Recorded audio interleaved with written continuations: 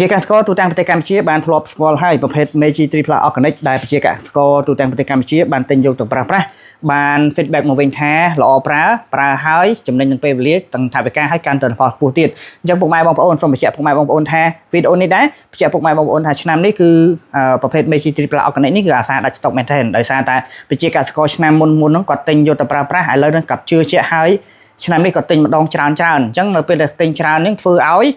ប្រភេទ Meiji Triple ហ្នឹងដាច់ស្តុកបាទអញ្ចឹងពុកម៉ែបងប្អូនដែលបានឃើញវីដេអូនេះហើយបាទកុំទាន់អូសរំលងពុកម៉ែបងប្អូនឆាតមកឥឡូវខលមកឥឡូវដើម្បីកំងទុកឲ្យងាយស្រួលនៅពេលដែលពុកម៉ែបងប្អូន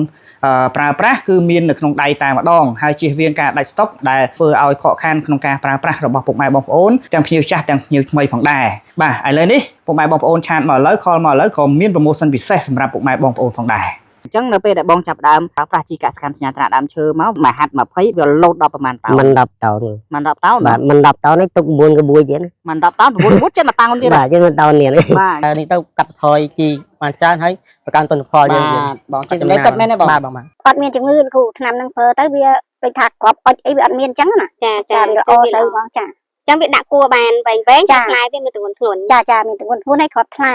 ពេលយើងប្រើបានតែរយៈពេលប្រហែលជាមួយអាទិត្យហ្នឹងគឺវាមានកូនដូចអាស្រូវយើងស្ដាងហ្នឹងកេះទៅមកបាទរហូតដល់មួយខែមើលទៅអាហ្នឹងក៏ផ្នែកទៅមកបងប្អូនកសិករទាំងអស់គ្នាបើចង់បានទិន្នផលស្រូវទិន្នផលខ្ពស់ត្រូវប្រើជីនេះមើលសញ្ញាត្រាដើមឈើបងប្អូនប្រើតាមខ្ញុំហ្នឹងទៅនឹងបានទិន្នផលខ្ពស់ហើយនឹងតាកទួងទៅជាមួយក្រុមហ៊ុនហ្នឹងទីទៅអាចប្រើជីហ្នឹងទៅវាល្អហើយបាទបានទិន្នផលខ្ពស់